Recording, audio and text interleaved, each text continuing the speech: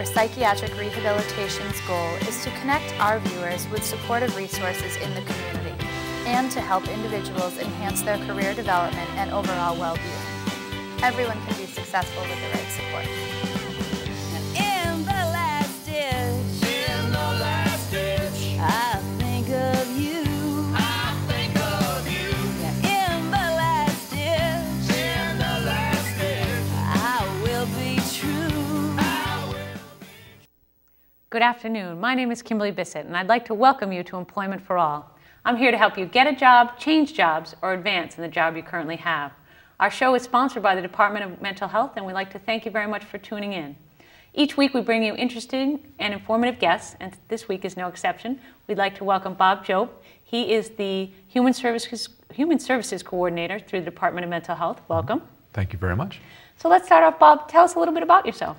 Well, like you said, I'm a Human Services Coordinator with the New Bedford site office of the Department of Mental Health, and I work primarily as a supervisor for a team of case managers who support folks in the community, help them stay independent, get jobs, that sort of stuff. Excellent. So helping people advance in their recovery. Absolutely. Terrific.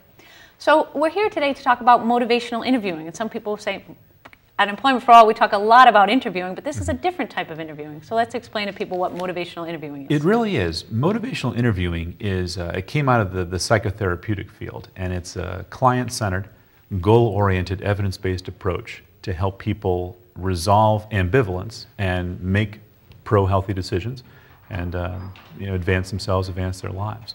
It was developed, well, its roots go back to the 1950s and 60s. Dr. Carl Rogers, who was an eminent psychotherapist at the time, pioneered the idea of client-centered therapy by basically asking the question, well, we, the doctors, have always said we're the experts, we know the answers, Right. and we'll give you the answers. He said, well, why don't we turn that around and listen to people for a change and see how that goes? And that gave birth to the field of client-centered therapy. Dr. Bill Miller out of University of New Mexico in the 80s developed that into what's now called motivational interviewing. He took that model, used it in his work with substance abusing individuals, and made it more directive, gave it some kind of new life, and now we're at this point. Excellent. So it stemmed from the idea that, wow, we're going to ask people what they want, which is funny that that's a novel idea. It's very interesting. It is, isn't it? I mean, motivational interviewing, or MI for short, really takes the expert-patient relationship and changes it. It makes it more of a collaborative conversation. It's more about me getting to know you and helping both of us to understand what decisions you're facing and what the pros and cons of those are. Right, and it's really partnering with the individual to see, well, what are they looking to do and how can you help them move forward? Right.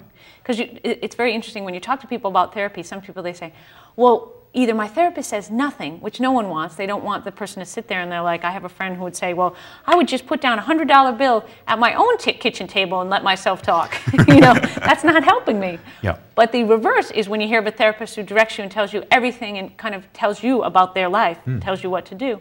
And this sounds like a wonderful in-between where you really engage the client, you get them participating and get them thinking through the decisions. Without directing them as to what to do, because that just causes resistance.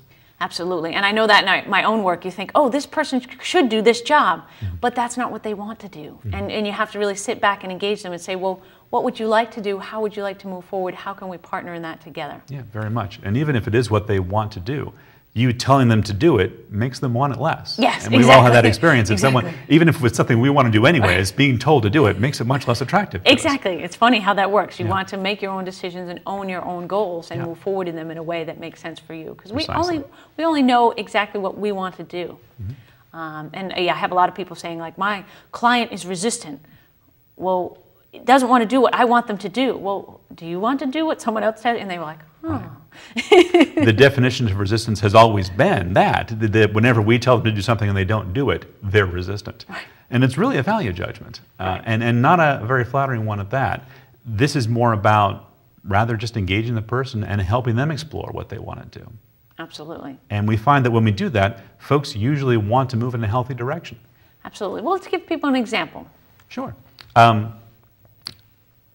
There's a situation that I came across a few months back.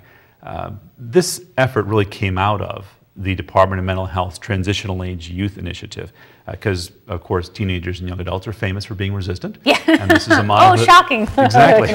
Works very well with resistance. So they figured, well, it's a good fit then. So there was a particular young woman that I was involved with. I wasn't working directly with her, but I was aware that her family and her friends and the professionals involved with her had for a few years been really pressuring her to get involved in therapy, and she had been resistant to it. They were worried about her depression and her occasional suicidality, and she would never be willing to engage with a therapist.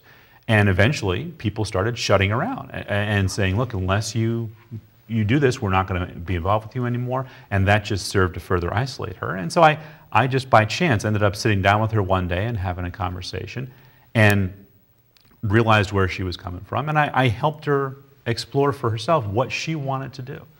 And that lack of pushing allowed her to just express that, yeah, she recognized she did need some help, but was resistant to doing that because she felt pressure to do it. And we had basically an hour conversation around that, and she was able to come to some insights that had eluded her up to that point about why she didn't want to be in therapy and what the threats to her were through that process. I bumped into her a couple months after that, and she told me that she had gotten involved in therapy shortly after our conversation. An event that was not able to be achieved through a couple years of pressure was achieved through an hour of casual conversation.